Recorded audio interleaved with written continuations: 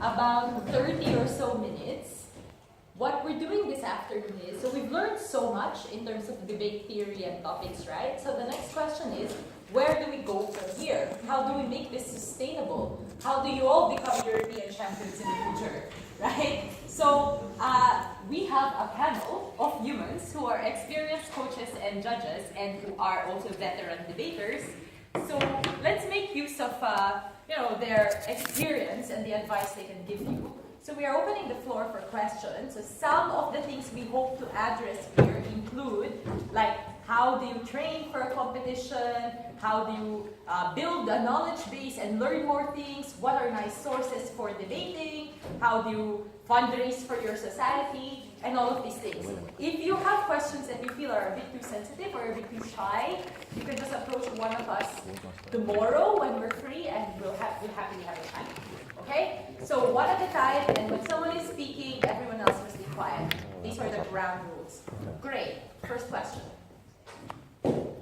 Yes. For a competition or okay, training systems.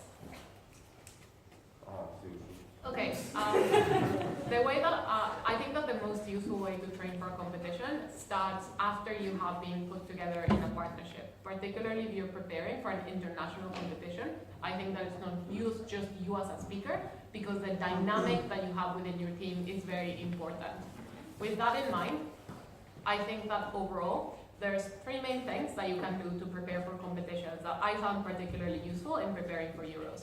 I think the first one is attempting to at least attend one prep competition with your partner. If that is not possible for whatever reason, then I think that organizing practice debates in which you are judged is very useful. The reason why I think that it's important to debate with your partner, not just in a let's theoretically think or like prepare PM speeches or something, is because it's important to be able to develop a dynamic, to be like, how is it that we work? So when I speak with different people, I speak in different positions. Equally, you may know that you as a partnership work better if you prep in a certain way, or you know that your partner is very strong in like feelings and those kinds of arguments, whereas I don't know, like you're better at econ or at IR. So you know the kinds of things that you as a partnership need to do. So I think that going to prep tournaments, getting feedback from judges, or if you can't, organizing prep runs is useful. The second thing is I think it's important to be very self-critical and realize what are your weak points as a speaker. When I was preparing for Euros, I knew that I was good at like rhetoric and at overall strategy, but I thought that I had problems giving like micro-analysis, so being like 5 reasons why this argument is true. So I knew that that's a thing that I had to work on. I think that here it's important to be realistic and not try to set yourself too many things to do. If you attempt to improve 17 things at the same time, you're realistically not going to be able to do that. So therefore what you must do is be like, here is the thing that I think right now is the biggest obstacle to me getting better as a speaker. So then every speech that you give and everything that you do is to improve that thing. And once you're better at it, you can move on to something else because it becomes more like second nature, you're more used to it. So I think that setting goals for yourself in what you're working on now, like is it rhetoric? Is it improving your arguments? Is it learning more about the world because you think that your arguments would be better if that works? And I think that having that conversation with your partner in regards to what you're improving is useful. So that's the second thing that I think you can do. The last thing, I also think that it's quite useful to both practice by yourself, be it preparing PM speeches or even just prepping rounds. So getting like a set of motions and thinking what would I run in these situations is quite useful. Or watching speeches online and attempting to respond to them if that's the kind of thing that you are struggling with sometimes. I think also reading more about the world can be quite useful. If not necessarily to like be able to, when you get an IR round, be like, I know so much about this extremely specific country, but also to feel more comfortable drawing examples that you know are true. And also because I think that reading the news also just gives you a lot of arguments that you may not have thought of before. So I think those three things, sort of like trying to practice your partnership in real life debates, looking for things and thinking actively about what are the things that you need to do to improve and targeting them individually. And lastly, also attempting to practice by yourself, be it by learning PM speeches or practicing your responses, and also reading more about the world. And I think these are all things that even if your debate club is not meeting, you can still try to do with your partner. To add to what Lucia has said, I think also a very important aspect of improving is getting feedback. So that means when you go to tournaments, don't just listen to what judges tell you in terms of the call, as in why you were first, second, third, or fourth, but approach judges and ask them for personal feedback. And to echo what Lucia has said, if you're trying to improve a specific thing in that particular time, for example, you want to improve your introductions, then when you're asking for personal feedback, ask for personal feedback for that one specific thing. Also, if you're doing practice debates and you have a lack of judges whom you trust, you can always contact other judges. I'm pretty sure that everyone on this panel would be happy to judge a Skype debate for anyone in this room if that's necessary. And when you get that feedback, write it down, and before tournaments, read through it. So you remind yourself of certain things. Many times it happens in debate sessions that coaches and judges give feedback to debaters and they don't write anything down because things are going to remember it. Now you might understand it at the point where somebody's telling you that, but you should be writing it down as a person is speaking, and you should be reading that before other tournaments. That makes training sessions far more efficient if you're responsive in that kind of way to the material you're being told. I'll add two things.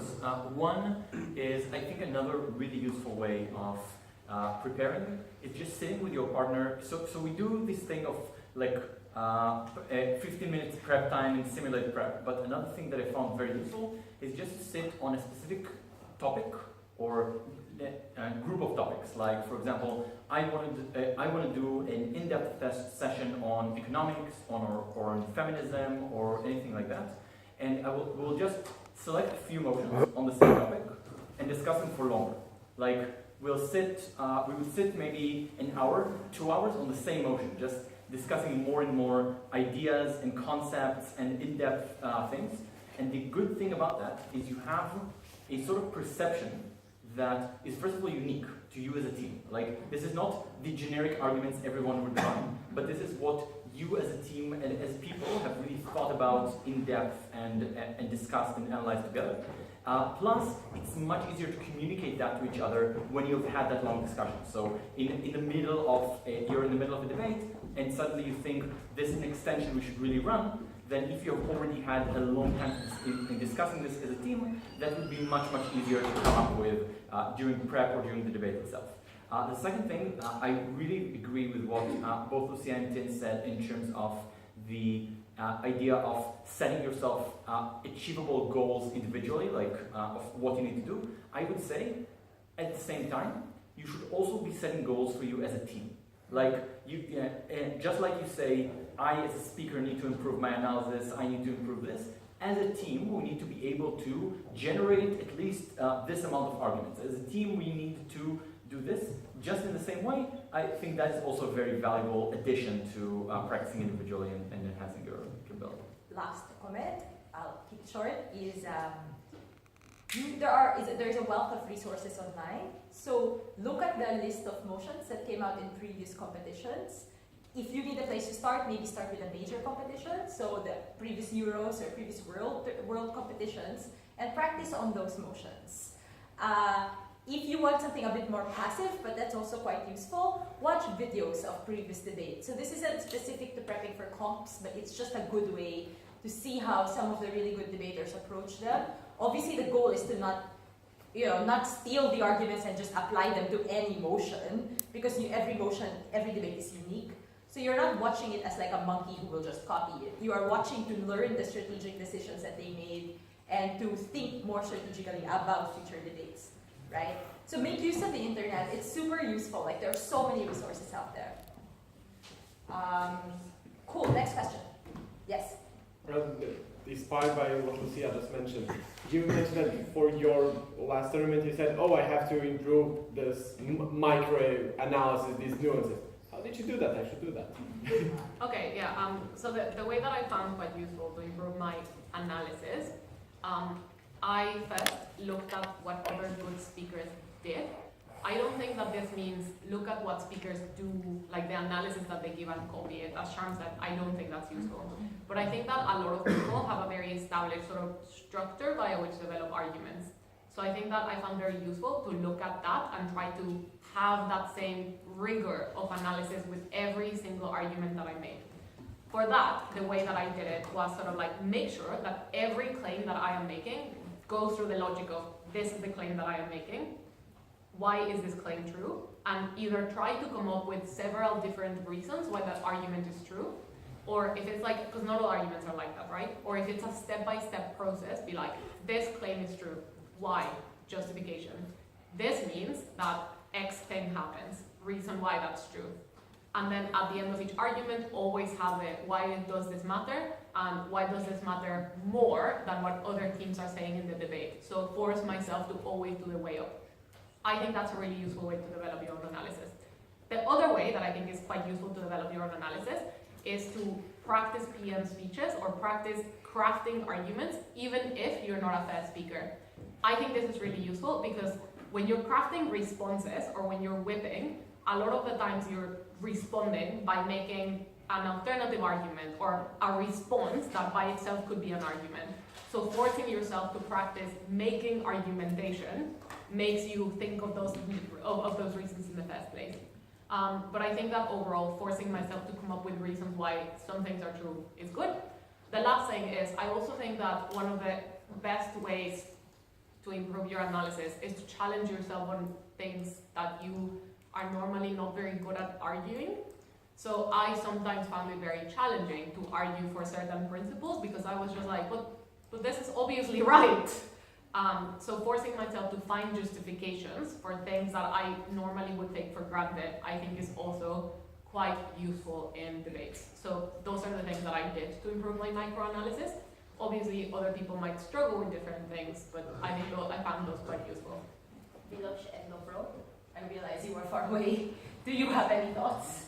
Everything would be derivative of the thing that you just said. Just one emphasis on the previous question, because just YouTube is your best friend, literally. You can ask me for advices for channels that are very good, but these channels and following them, it's even more efficient than reading, just because you can put your headphones on and just zone out. Like I started hating reading when I joined university, so it's a bit of a benefit for me, like podcasts and stuff like that. Like just on the top of my head, two of the best ones to follow, Economy and IR, are Caspian Report and Visual Politic and EN.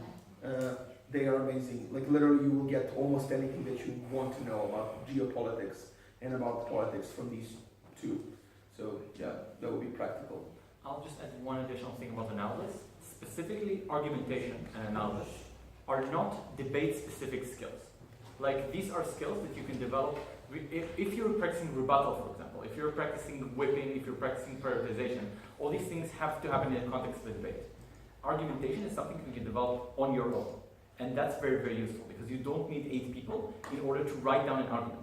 And usually, it will even be a better, more elaborate argument if you just think about it for a longer period of time. Think, what are all the reasons I can give why this thing is true, leading from premise to conclusion, and even have your coach or have someone you trust and value as review that and critique that and see where you are, where you might have missed stuff or where you might have improved it.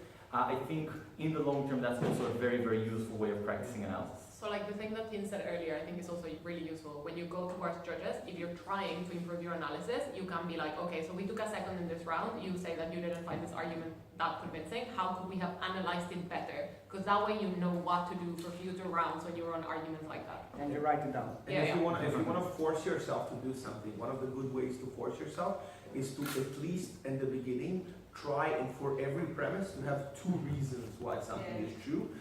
So maybe at the beginning, second reason will be just bullshit, but you will start going in depth more into it. So just like force yourself. It might harm you in the short term, but it will create like a good habit to have like, let's at least have 2 reasons, 2 independent reasons of each other why your statement or why whatever you're thinking is true. And I think that's a good like next level thing. Cool. Next question. Yes. How are you handling stress before the event? So as in so how do you handle stress and manage stress actually? Oh, very, very hard. This is a really good question. So yeah, but confidence. No, but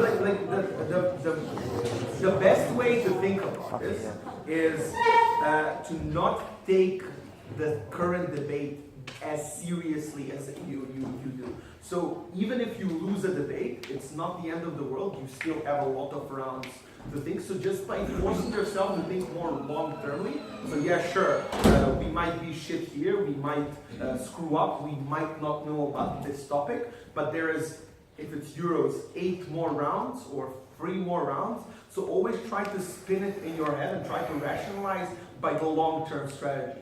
Also, you do not necessarily need to win even majority of your rounds in order for you to break or to do well in this sort of situation. Like, even if you just want to break ESL, 16 points is enough. You don't even have to have, like, that's less than straights, less than having all second places and stuff like that. So just by making it easier on yourself, and being like, look, like, even if I lose this debate, there is a next one going on. It's completely fine, and not take it too personally. The problem is people are trying to fight every debate, like, I have to win this, and they like, it's fine. Sometimes you lose, sometimes you sound silly, sometimes other people outsmart you or something like this. But the thing is, don't take it personally. Everybody fucks up. It's not the measurement of your intelligence. It's not the measurement how good you are as a person, because, like, simultaneously, if you sucked in this round, you might have smashed in another one, which showed you, and just, you should focus on where you smashed, and just, this shows you that you have potential. Then now just feel better even when you're losing, because, like, everybody has a bad round, everybody has, like, a bad thing. Obviously that's the goal. I do think that it's challenging, right? But I think that's what you need to try to do. I think that it's also useful to have coping mechanisms. Yeah. So by that I mean, I think that first of all, as a partnership, you should discuss stress, because if you are someone who really likes talking after rounds about the round, but your partner hates it and stresses them horribly, then it is very unhelpful for you to hang out after rounds all the time. Yeah. You could also potentially just be like, look, we need to just agree on the fact that sometimes we will need a break and we will need to not discuss rounds immediately. So if you want to do that, go with your friends, that's fine. I won't mind, but just don't stress me out with those things. So having that conversation with your partner, I think, is important. The other thing is, I do think that during Euros, it's also important, or during whatever competition you're doing, it's also important to do things that are not related to how well you're doing at the tournament. So deliberately making plans to, like, hang out after rounds, or have some time to watch TV at the end of the day, or to chill, is useful and important. Having a good night's sleep is really, really important. Do that. It's horrible to debate when was hungover. It is horrible. So I do think that, like, you should make, if you can do it, power to you. Good job, Warriors. But I can't. So just be realistic about the strain that you're putting on your body. I also think that even doing things like making sure that you have water at the tournament is important. I get so dehydrated during debate tournaments, and then sometimes at the end of the day I'm like, man, why do I feel so terrible? I haven't eaten anything except junk food, I haven't drank any water, and I got really drunk the day before. Why am I feeling so terrible? So the answer is obviously that's sad, right? So be aware that you do need to have, like, water, have, like, snacks that are just junk food. It's also an endurance sport, or not a sport, but it's also, like, you need to be in a good condition to be able to debate your best. Lovro. Yeah, so I was going to advise on, like, similar to this, eat bananas. Bananas yes, are really good. I support bananas. Bananas, because, like, they have What? Are you paid? No, because, like, first of all, you're not going to be too filled, because, like, tennis players eat bananas and stuff like this, they're filled with vitamin B, so there's, like, less stress here. And most of the people love bananas and stuff like this. And try not to eat, like, food that's on the other spectrum of this. So do not, like, go to tournament and, like, eat McDonald's or KFC, because, like, it affects the way you're gonna go. Treat your body like a temple. Yes, and also try to do a real sport. Like, not debating. Do a real sport, like a competitive sport or something like that, where you're gonna also compete in a team, and that way you can get other perspectives on how you can sport. I feel personally attacked by this. Gaming is a sport. So I also do think you should have a chat within your team about healthy communication and unhealthy behaviors to avoid. So ground rules, right? Like, blaming each other is really not effective. So if something went wrong in the case, even if it is an individual human who screwed up, it is a team problem. If your teammate screwed up, you fucked up somehow there. You probably didn't help them enough. Even if, so the blaming is useless. I mean, it doesn't mean you paper over and deny the problems, but you just have to agree to make the conversations a lot more constructive and less blame-oriented. I mean, if you lose and your teammate screwed up, it is difficult not to lash out at them. You are frustrated, but you need to check yourself. So no blaming each other. And then, like Lucia said, you might have to warn your teammate if you have like anxiety issues or you're like very stressed. Like beforehand, you can go, I might sound quite grumpy. That's not exactly how I intended to be. I'm quite tired. So just like very considerate ways of communicating with each other as a team.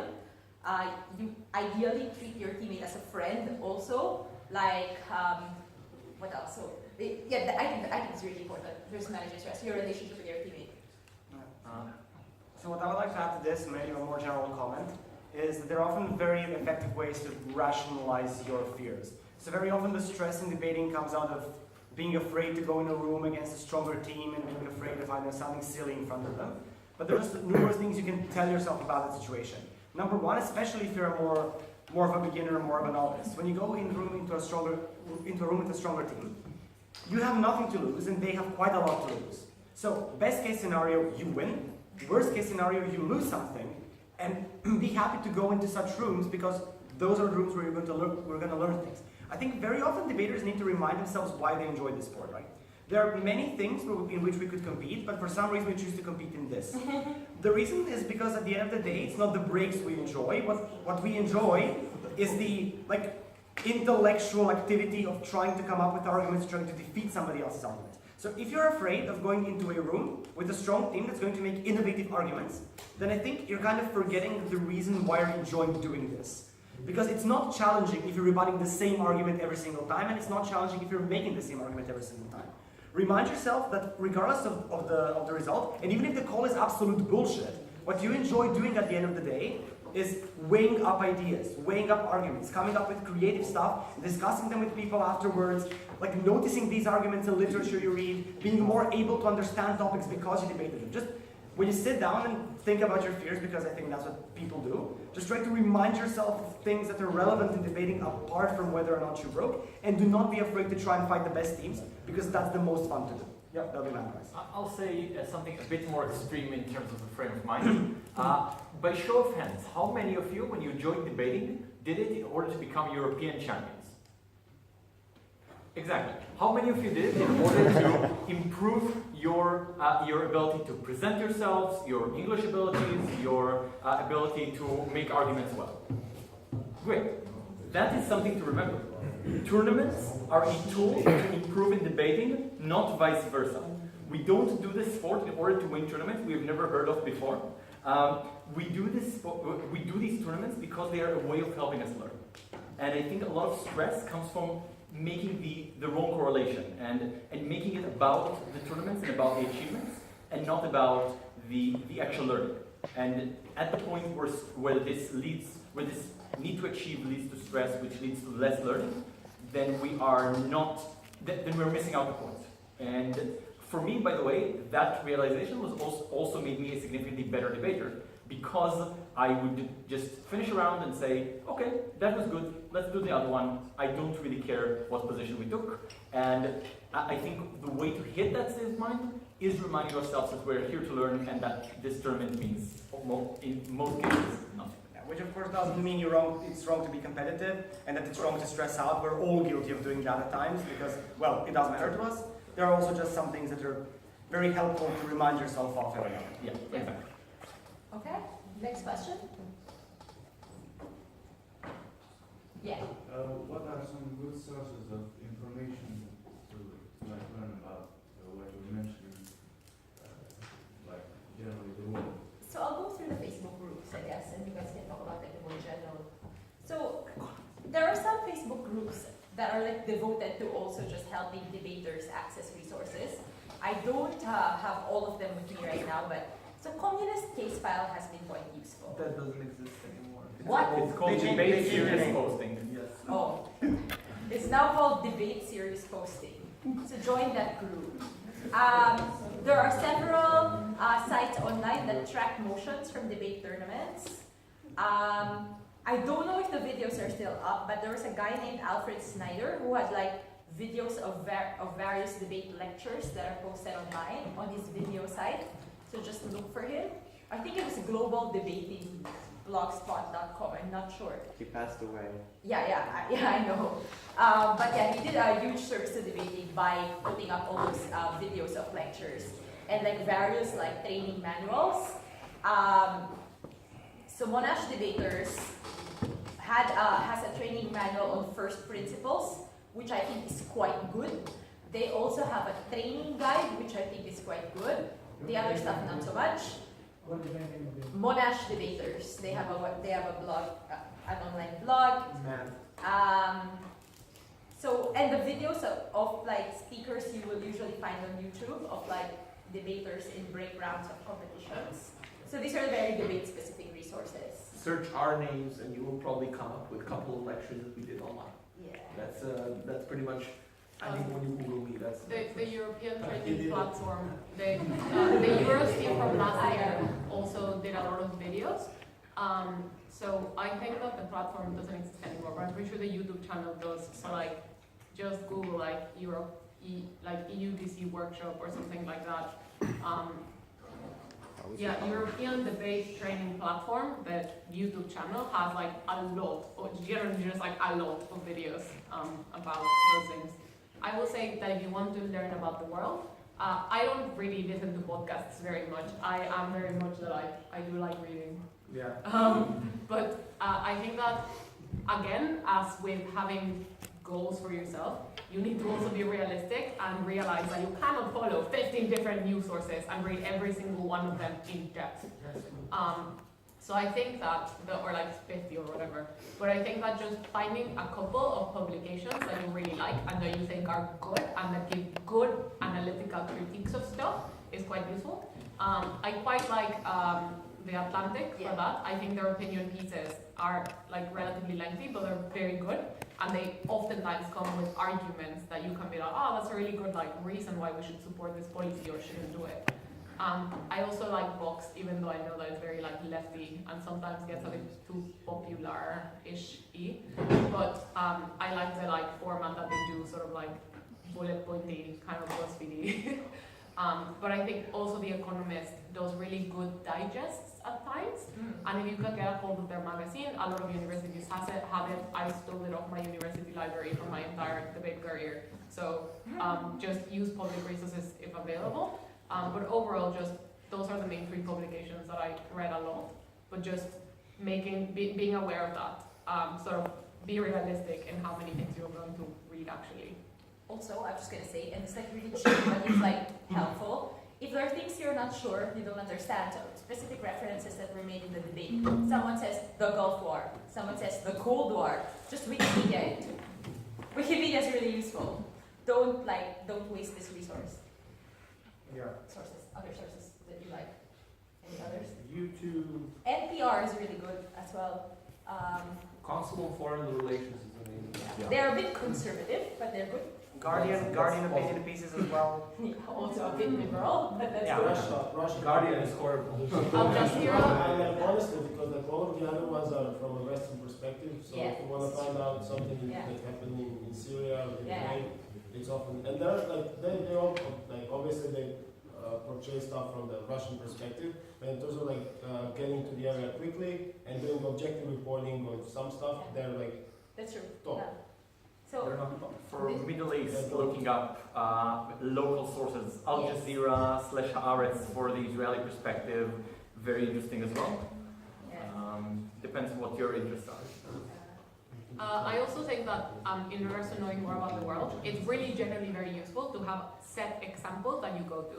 I don't think it's, again, realistic to be like, I will learn everything about foreign intervention that has ever happened. Instead, it's quite useful to just be like, look, in debates, usually you need to know sort of foreign interventions that were successful and foreign interventions that were unsuccessful. So just Wikipediaing it or finding at least like 3 sources that you're comfortable quoting in debates and analyzing for each side is quite useful. I think this is also the better way to case file rather than trying to just learn everything under the sun.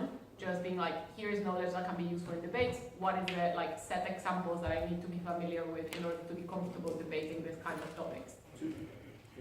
Two more channels that I remember now. One about China, that's really specifically going in depth about what Chinese Communist Party is doing in a very negative fashion. It's China Uncensored. It's an amazing channel. So that's one.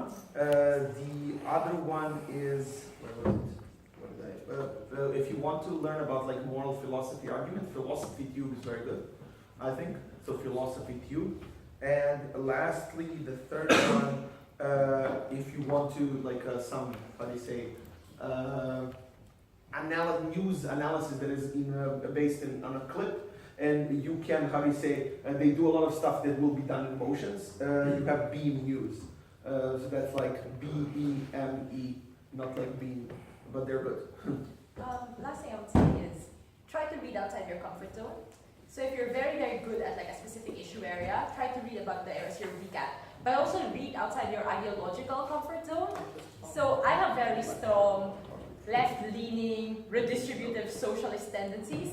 So I have to force myself to read more economically conservative perspectives. Obviously not the insane ones, but there are reasonable ones, right? Because it's important to challenge yourself and your ideologies. So read outside your comfort zone. Whoa. We are, by the way, nearing the end. We have one question to go. We have space for one more question. Can we maybe tomorrow see you debating? Well, we don't have time anymore tomorrow, though.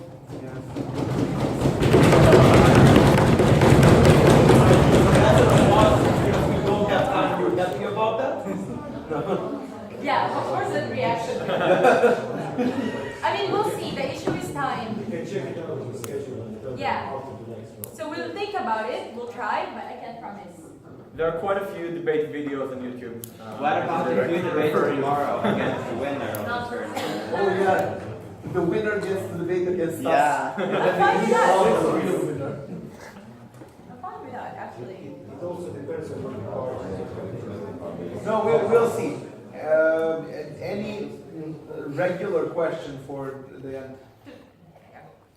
What are the benefits that you had in normal life when you started practicing debating and let's say Oral Okay. exams. Or- Oral exams. My So mom you're can so much better than like anyone there, and like you can BS a lot more, and like the teacher is like, oh, you know stuff, and you actually don't, but you know stuff, and you're like, you don't show your fast and stuff like this. So this was my best benefit. yeah. I think writing essays or any kind of academic activity is simply true. Mhm. And also just meet a lot of people and make a lot of new friends. You have Yes. contacts for life. I think that's just a beautiful thing that's not related to anything practical. I think it generally can be life-changing for a lot of people. Yeah. I came from a very, very conservative background. Like, my family is super religious, they're kind of weirdly homophobic. My mother was like, you should not go to university, you should find a nice man and get married and have children. Oh, your brother was like, I'm almost failing grade when he passed. Congrats to him. You like don't have a boyfriend. You're a failure of a daughter. So like, I came from a very conservative background. So in that sense, debating generally changed my perspective on so many issues. And I think that is like, it can be quite life-changing for a lot of people. I will say, this is both a blessing and a curse. Debating is not something you can switch off. So the moment the critical thinking facility has been activated, there's no such thing as, oh, the debate is about to start, I will be a critical thinker, and then after the debate, I will revert back to my ignorant state. Like, it's not like that, and it's become quite difficult, because then it forces me to confront some quite uncomfortable issues. So I was born in a religious family, I am now not religious, and debating is a huge part of that. It also forces you, at least in my case, to interrogate like personal relationships and power dynamics within my family and my relationships, to interrogate my own privilege. It informed my desire to do a PhD on a specific issue. So in a way, that's quite enriching because you're living a pretty, well-examined life and you're always asking these questions about the things around you. Sometimes it's really stressful. Simply deciding, do I let my date pay for the bill or not, is a bit stressful. But I would prefer this to an alternative version of me. And lots of trips abroad. You get to travel all around the world. Okay, last question. We do have 3 minutes. Can you rewind back a little bit and tell us a little bit about your first, like, ever proper speech tournament? How did it go? Okay, I have a nice one on that. First half year of my debating career, I didn't go to any tournaments. I was quite busy, and then I went to my first tournament. It was a tournament on gender and feminism. We were closing government. We somehow managed to squirrel the motion from closing government. It was all closed grounds, but it was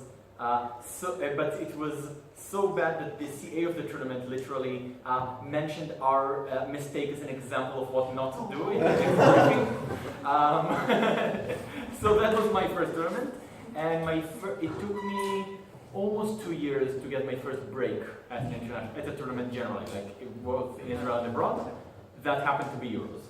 And I know, by the way, people who have had much longer times of trying and failing at tournaments. We have this one guy in the Israeli circuit who, for 4 years, did not break a single tournament, then made the open break at Euros. These things are. You cannot judge from your beginning in debate how good you can be in it. My first tournament was in 2011. It was in a weird format called Carl program. Maximally 6-minute speeches. I did not speak for 6 minutes. I also failed the maths test because of that tournament. It was very bad, but I'm glad I failed that maths test right now. I spoke 3 minutes and nearly cried. At the first tournament? Oh, it was my first. First speech? Mine was I had to defend a thing I didn't agree with, so I had to defend not allowing divorce. And I was like 13 and very angry because I'm like, but why am I defending people staying together even if they're unhappy? But that is one of the things I quite like about debating now. It does really force you to see things from perspectives you haven't considered before. And to try to find the best argument of the other side. It has helped a lot with intellectual flexibility and ability to understand different and unfamiliar concepts. Although 13-year-old me was just quite angsty in the moment, right? No. Mine, I had an opportunity to be a bit of a smartass, which was very good for my confidence, because we were debating euthanasia, this house would legalize or whatever, and opening government, like Prime Minister's speech was mostly poor Michael Schumacher, he's like in a coma or something, without knowing that he actually woken up. So I got to respond to that and being like, oh, thank God that we didn't kill the guy in that situation.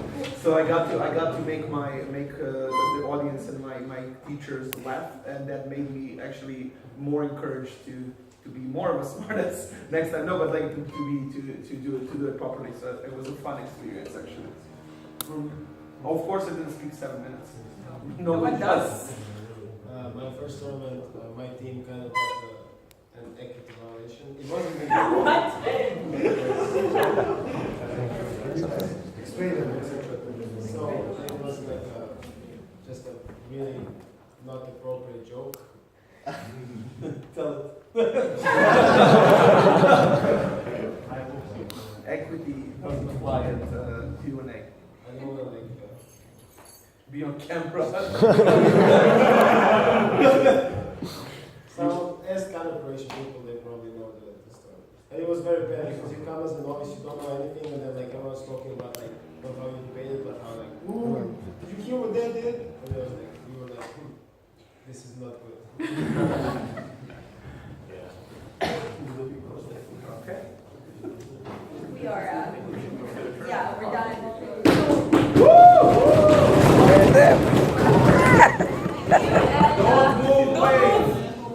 We're starting the tournament. Here.